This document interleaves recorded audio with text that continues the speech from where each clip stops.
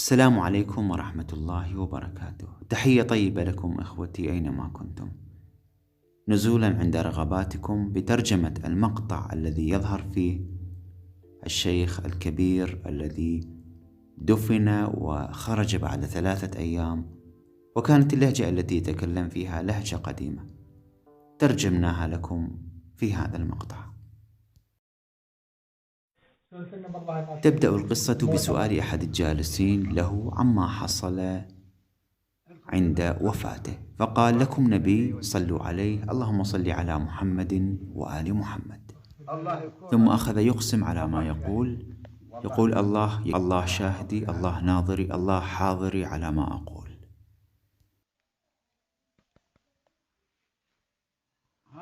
بدأت هذه القصة التي قدرها الله بقدرته العظيمة.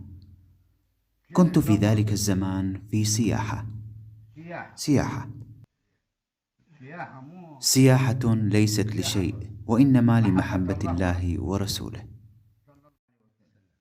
صلى الله عليه وآله وسلم. فارقت أهلي من صغر سني، وعندما جئت إليهم لم يعرفوني. جئت من حضرة النبي صلى الله عليه وآله، مررت على الكعبة، ومن الكعبة جئت إلى بغداد سائلا عن أهلي. فسأله أحد الجالسين: هل جئت مشيا؟ فقال: نعم، جئت مشيا والله.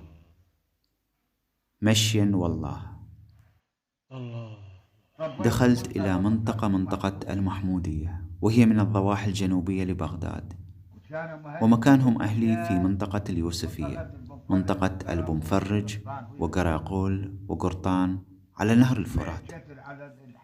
وأخذني حال التعب والإجهاد مأخذا شديدا.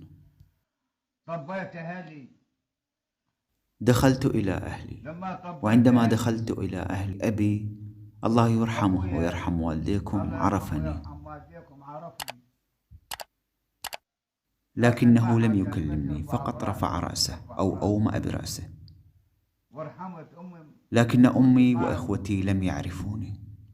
فسأله أحد الجالسين: كم سنة أنت مفارقهم؟ فقال: 15 سنة أو أكثر، لا أعرف.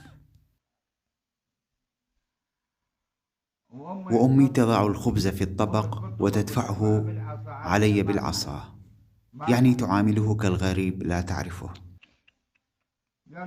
فقال أبي: الله يرحمه ويرحم والديكم.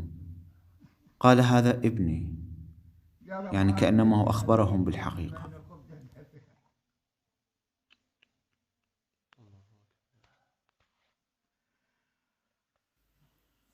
وبعد وقت قصير أكلت شيئا بسيطا، أخذني أبي من يدي وأراد أن يقيدني هو وأخوتي وأعمامي،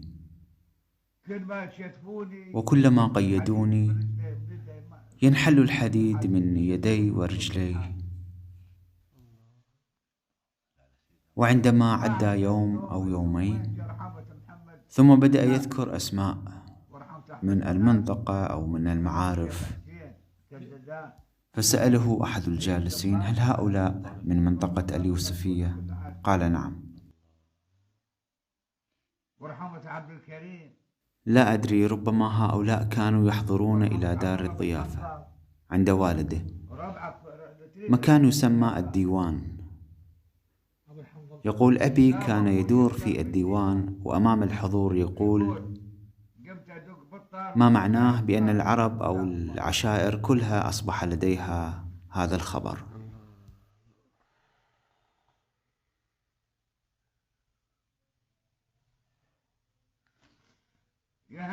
يا أهلنا، يعني يخاطب الجالسين. قضيت كم يوم؟ فقلت له أبي. قال: نعم. قلت: أريد من إخوتي أن يبنون لي كوخا على النهر، قريبا من النهر، فعملوا لي هذا الكوخ، وسكنت قريبا من النهر. أي نهر الفرات الذي يمر على منطقة اللطيفية. فاعتزلت واضعا يدي على خدي، ساكنا لا أعرف الدنيا إلى أين تتجه أو الأحداث التي تدور حولي. فأراني رؤيا، الرؤيا لم أشاهد بشرا، لكنني سمعت صوتا. سجل: خليل ابن أمونة. في الساعة 3 ينتقل من دار الدنيا إلى دار الآخرة فجرا. سأله أحدهم في أي سنة، فأجاب في 72 ميلادي. وكان أبوي يجيب لي دهنة وحليبة. فأتاني أبي بدهن وحليب كأنه طعام، يعني معه خبز. أتاني أبي يبكي. قلت له: أبي.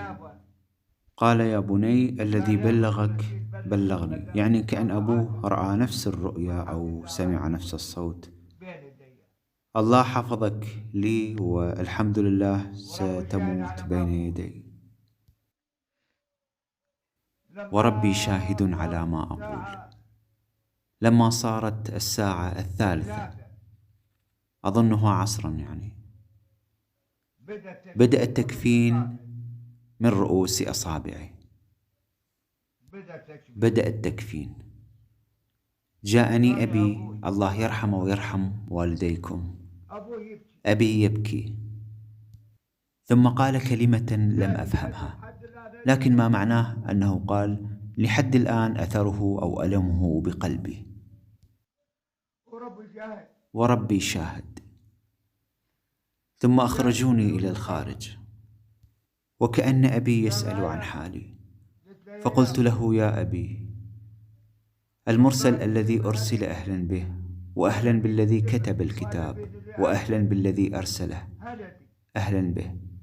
أعتقد أنه كان يقصد ملك الموت.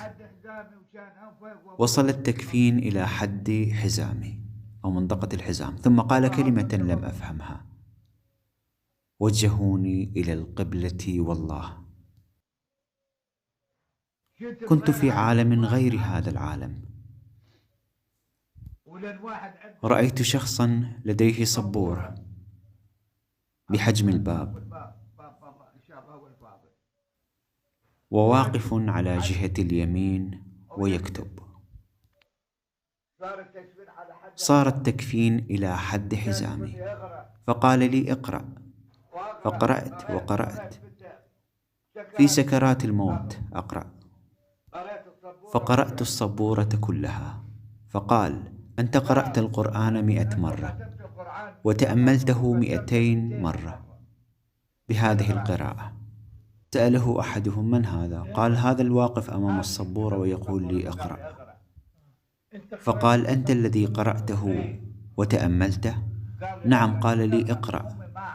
عمري لا أدري بأي عالم قرأتها كلها. فقال: قرأته 100 مرة وتأملته 200 مرة.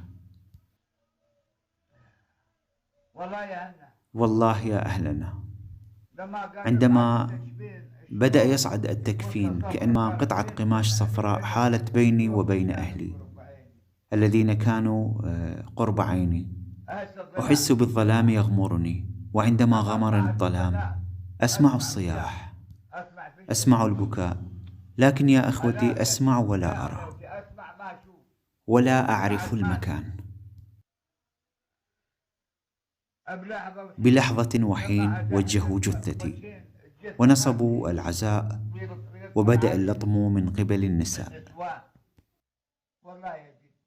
والله يا جدي أسألهم: ماذا تفعلون؟ فلا أحد يجيبني، لا أحد يجيبني نهائيا. وكأنه الآن يتحدث كأنه خارج جسده، يقول: أطوف على أخواتي. وواحدة من أخواتي تقول وهي تلطم: نشعر بالوحشة عندما يقلون أولياءنا.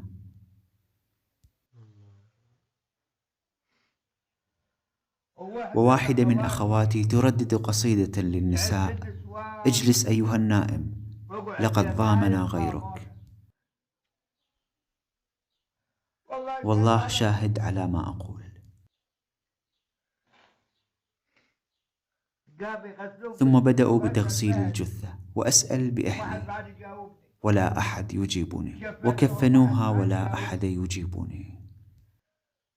في ذلك الزمان لم تكن هنالك توابيت أو صناديق خشبية، عملوا مجموعة من الخشب وربطوها مع بعض وأصعدوها في السيارة، وأنا بقرب جنازتي في السيارة. اجتمع مجموعة من الناس من شتى القرى المجاورة، وهم يمسكون الخشب وينشدون القصائد، وأنا أسألهم ولا أحد يجيبني. وأنا جالس بقرب جثتي، أوصلوني إلى مكان الدفن وبدأوا يحفرون، وأسألهم لمن تحفرون ولا أحد يجيبني. فسأله أحد الجالسين من أي قرية. جاءوا بي إلى منطقة قراقر، وأنا من آل بومفرج في اللطيفية. وبدأ أعزاء قلبي يحفرون ويحفرون، وأنا أسأل ولا أحد يكلمني. ولما وضعوا الجثة في اللحد أقول لهم لماذا وضعتم جثتي في اللحد؟ ولا أحد يجيبني. وبدأوا بترتيب الطابوق على قبري، وآخر قطعة من الطابوق باتجاه رجلي. وجاءني شخص مكلل بالبياض كابني إلا ما حرم الله، وأمسكني من يدي وقال أدخل بأمر الله، أدخل بأمر الله.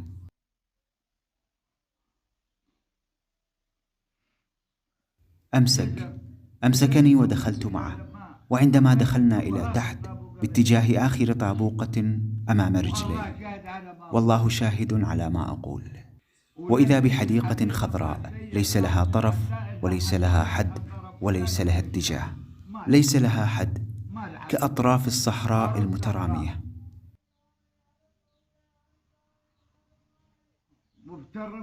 فبقي هذا الشخص برفقتي، فسألته من أنت؟ قال أنا عملك.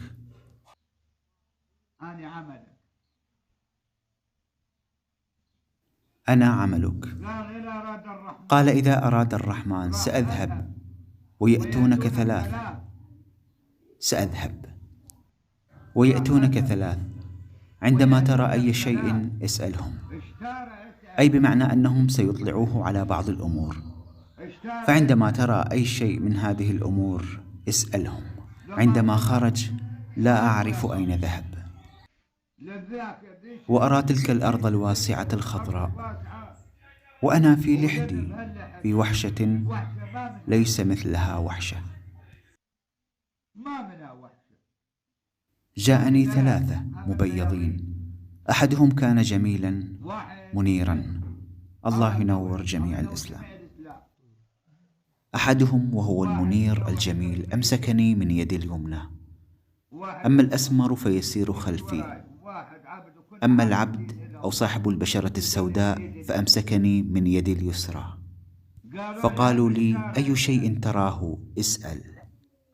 أول ما جاءوا بي على امرأة عجوز عندها 3 قدور، القدر الذي على يدها اليمنى مليء باللبن، والذي على يدها اليسرى كذلك مليء باللبن، والقدر الذي في الوسط فيه جمجمة رأس تدور وتقول لا يوجد شيء، لا يوجد شيء، تدور في القدر.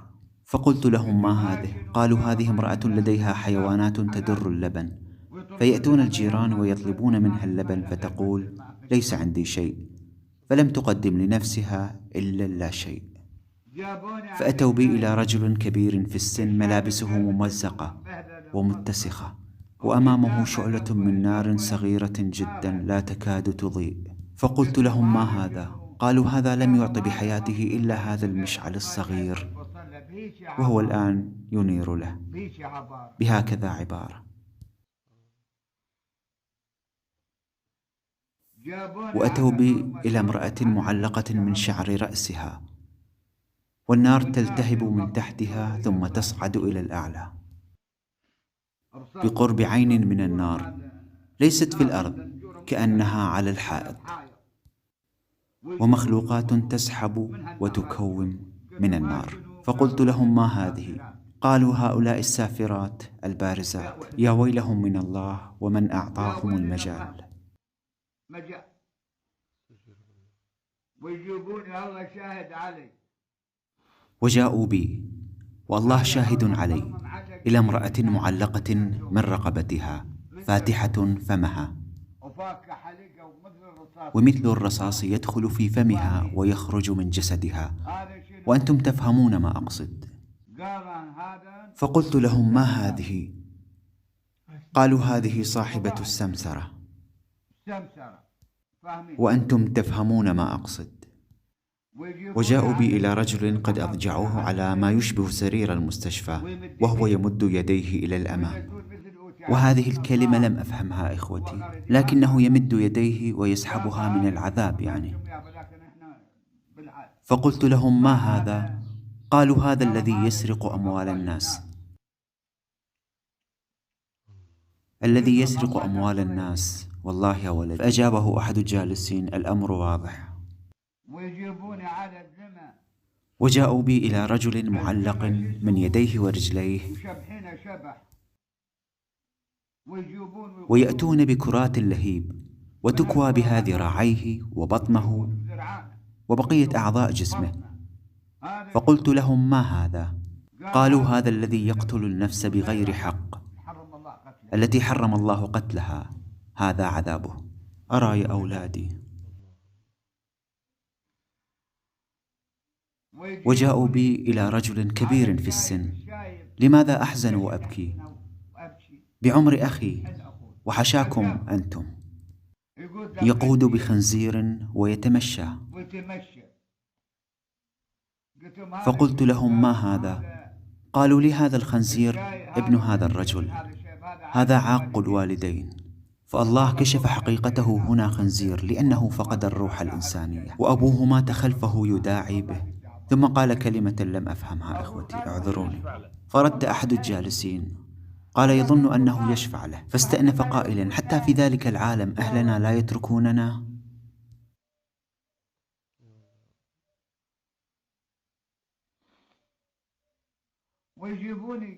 وجاءوا بي إلى رجل وقد كبوه على وجهه في النيران، وهو يصيح وما حوله صياح، وكل على مقدار عمله. فقلت لهم: ما هذا؟ قالوا: هذا الذي ينتهك أعراض الناس. وجاءوا بي إلى رجل معلق من لسانه، وهو يصيح أو يعيط. فقلت لهم: ما هذا؟ قالوا: هؤلاء الكذابين. فجاءوا بي إلى مجموعة من الرجال لهم قرون حمر، ثم تنزل عليهم نجمة أو نيزك من السماء فيضربهم فيتبعثرون. فقلت: من هؤلاء؟ قالوا: هؤلاء السحرة. السحرة.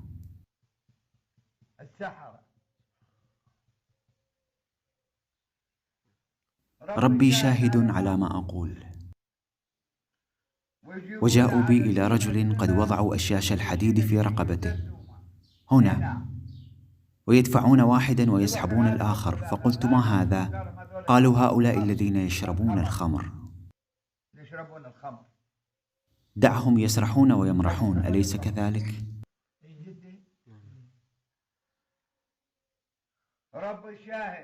ربي شاهد. وجاءوا بي إلى بحر لونه أحمر ويغلي، وفيه رجل يسبح، وهناك طير يأتي من الأعلى ويهبط عليه، ولا أعرف أي شيء يضع في فمه. هذا عذابه. فقلت لهم: ما هذا؟ قالوا: هذا ماء من الحميم. هؤلاء من يأكلون الربا لهم لقمة الزقوم. والله يا جدي، والله هذا الشيء رأيته بعيني وليس قصة.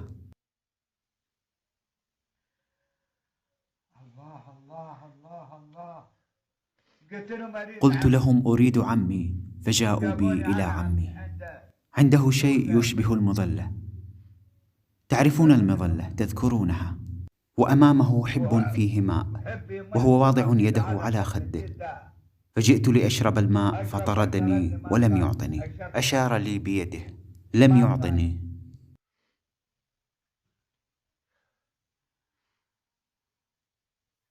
وجاءوا بي إلى جسر أبيض من الثلج أحد من الشفرة. أبيض من الثلج أحد من الشفرة، والجسر منحن كانحناء السيف. جاءوا بي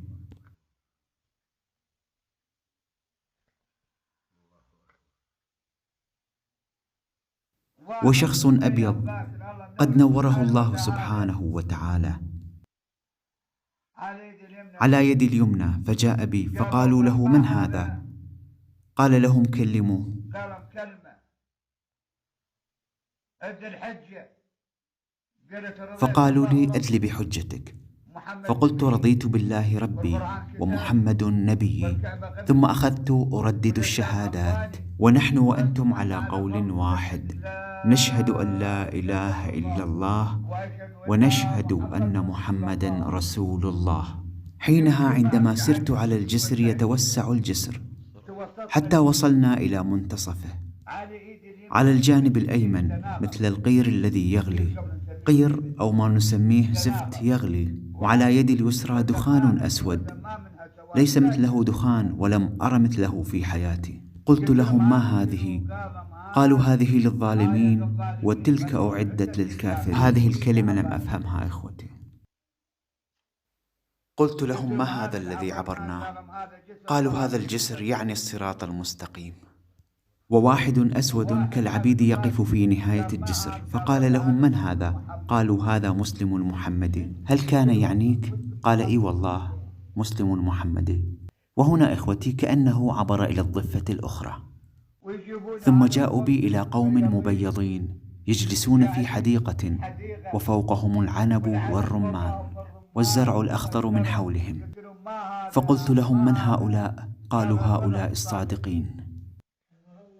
وجاءوا بي إلى جماعة في طبيعة خضراء حولهم الفواكه والخير الكثير من الله، مجاميع مجاميع من الناس. قالوا: هؤلاء الصابرين. هذه كلها منازل مختلفة، ليسوا كلهم متساوين. وجاءوا بي على مجموعة من الشباب فرحين مستبشرين، لا يوجد هنالك قهقهة أو ضحك، يحلقون كأنهم الطيور البيضاء. فقلت لهم: من هؤلاء؟ قالوا: هؤلاء الشهداء. وربي شاهد، ونحن نبكي أليس كذلك؟ نبكي على الفراق. تبين أنهم في خير أفضل من حالنا. وجاءوا بي على مجموعة جالسين كجمعتنا هذه أو أكثر، جالسين في أرض خضراء، وذلك النبات الأخضر قربه 3 أنهر، شاهد الله، نهر أبيض ونهر ماؤه سمائي، والنهر الآخر لا أعرف لونه. وهنا لا يتذكر لون النهر.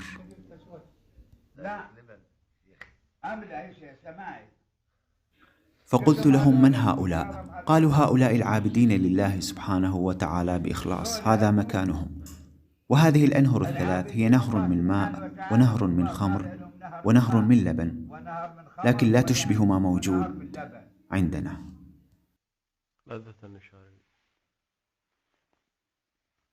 وجاءوا بي على رجل كبير بعمر أخي، والله غدا يحاسبني، مكشوف الرأس ويهرول، وأمامه أضوية تتوهج، أضوية كأنها الشموع بألوان مختلفة جميلة تتوهج.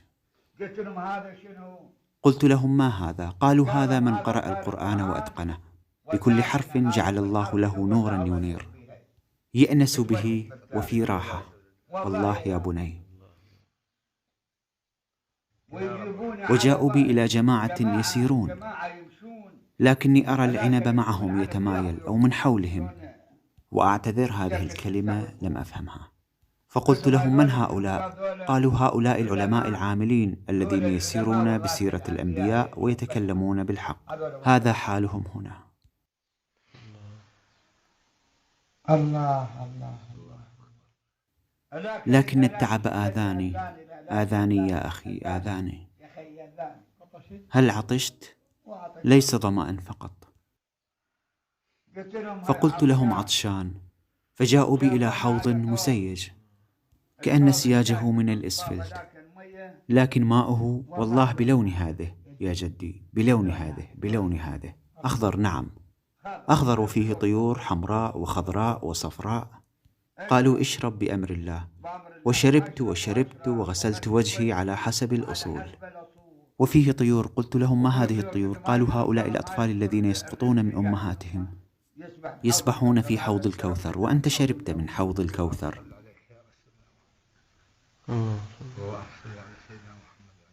قلت لهم أريد قلت لهم أريد مكاني أين؟ قالوا بأمر الله سر وسنريك مكانك بأمر الله. وجاءوا بي إلى جبل عال والعالي وجه الله، وهذا مثل يضرب، فأصعدوني من الأرض السهلة إلى الجبل. ثم سأل الجالسين عن نوع معين من النبات، قال إنه ممتد من الأرض السهلة إلى رأس الجبل، كأن هناك مكان في أعلى الجبل.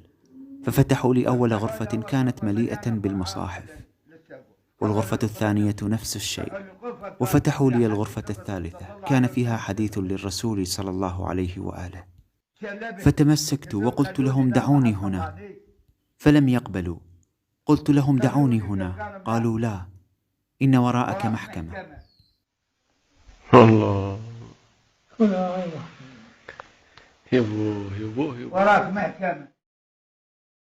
وراءك محكمة. فأنزلوني ولم يدعوني، فجاءوا بي وأدخلوني في منتصف واد. الوادي من هذه الجهة عال ومن هذه الجهة عال، والعالي وجه الله، وهناك نور في منتصف الوادي. قال إذا أراد الله اذهبوا به إلى الحاكم وأعيدوه إلي. قلت لهم ما هذا؟ قالوا هذا وادي العقيق، وهذا الرسول محمد صلى الله عليه وآله وسلم، هذا نبيكم.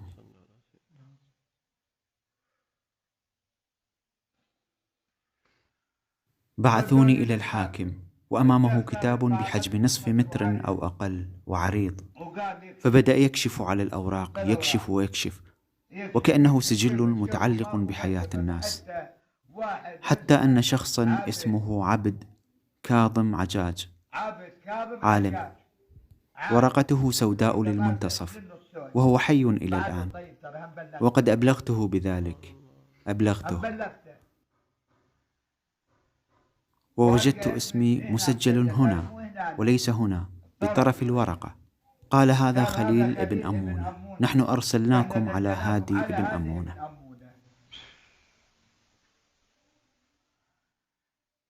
يعيش 100 عام ثم تعيده إلى مكانه. ثم سلم الورقة وأمضيت في طرف الورقة. أعيدوه إلى الرسول صلى الله عليه وآله وسلم. جاءوا بي إلى الرسول صلى الله عليه وآله وسلم، لم أرى جسدا، لكنه نور تكون كالبشر، وبيده باكورة حمراء.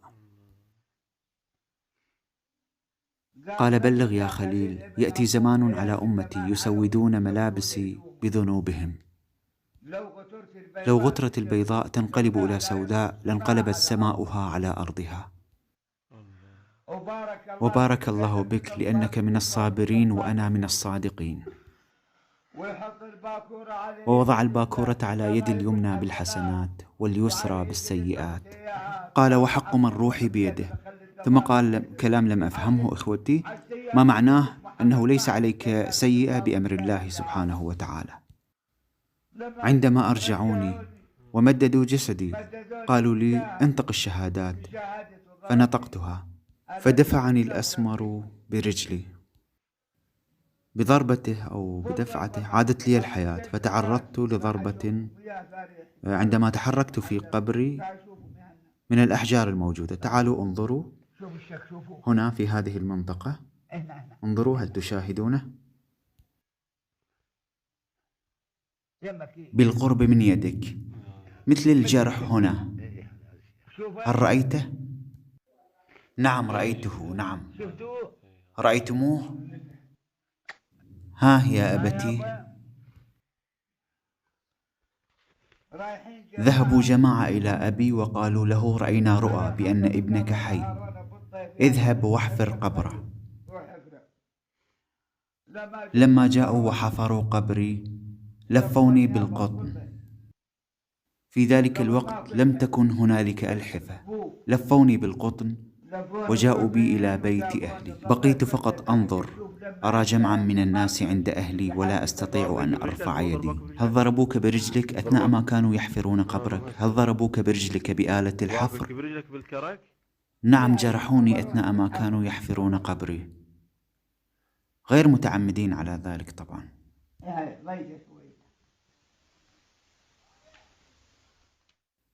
هذا هو أثر الضربة، انظر إليه. قبل أن يروني جرحوني بآلة الحفر. هذه هل تراها يا بني؟ لما قالوا لهم ها يا بني.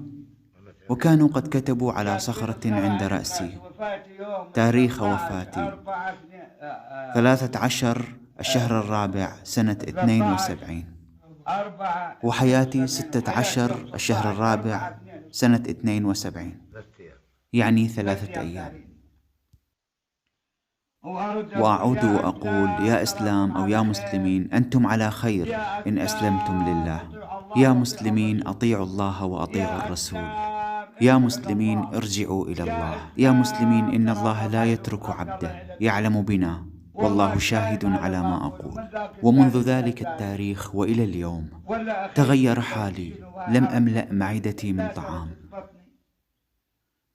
أريد أن أحاسب نفسي، أريد أن أهيئ نفسي لذلك المكان الذي سأعود إليه. دع الناس المغترين، أعمالهم أمامهم، عندها لا يلومون إلا أنفسهم، والشيطان لن يفيدهم. وتعيشون وتسلمون. جزاك الله خير.